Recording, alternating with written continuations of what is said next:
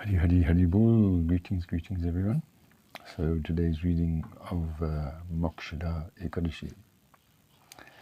This Mokshada Ekadashi occurs during the waxing moon in the month of November-December. The glories of this Ekadashi are described in Brahmanda Purana in the conversation between Lord Krishna and Maharaj Yudhishthira.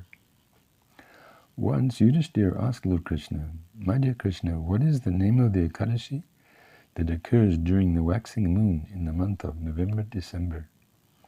Also, please explain to me in details about the procedure for observing this Ekadashi."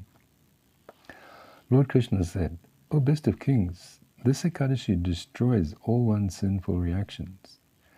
If one worships the Supreme Lord with Tulsi Manjaris on this day, the Lord becomes extremely pleased. By observing this Ekadashi, one achieves the result of performing Vajpaya sacrifice." There was a king named Vaikhanasa who lived and ruled in the city of Champak. The king was very affectionate towards the citizens. Many qualified Brahmins who were well versed in Vedic knowledge lived in his kingdom. One day the king had a dream that his father had fallen in the hell and was suffering unlimited miseries there. On seeing this, the king became struck with wonder. The next day the king disclosed the topics of his dream in an assembly of learned Brahmins. He also informed them that his father had requested him to deliver him from the hellish condition.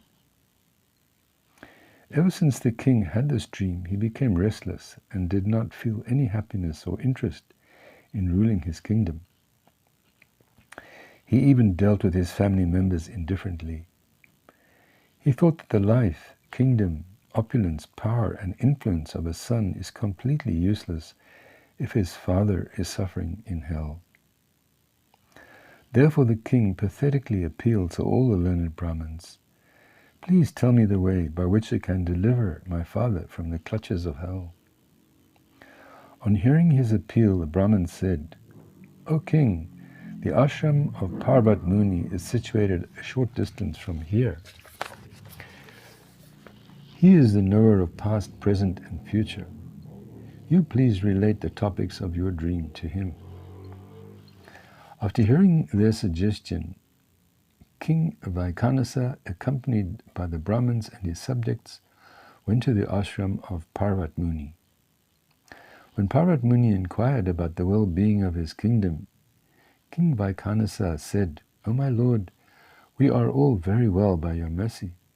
But in spite of possessing the kingdom and all opulences, I am in great difficulty. In fact, a doubt has arisen in my mind, and in order to remove that, I have come to your lotus feet." After hearing the whole incident from the king, Parvat Muni sat down in deep meditation. After a while he got up from his meditation and said to the king, "My dear king, your father was very lusty in his previous life. Hence he has degraded himself to this condition. Now you all should observe the vow of Ekadashi, which occurs during the waxing moon in the month of November-December, for the deliverance of your father, and donate the accumulated piety to him. Then, by the influence of that piety, your father will be relieved from the clutches of hellish life." After hearing these words from Parvat Muni, the king returned to his palace, surrounded by his entourage.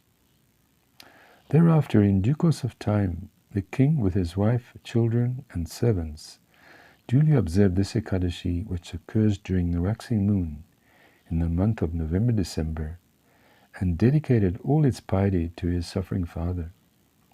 By the influence of this piety, the father attained the heavenly planet and blessed his son very much.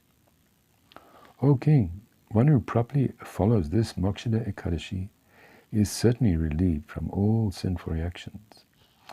Mokshada Ekadashi ki jai.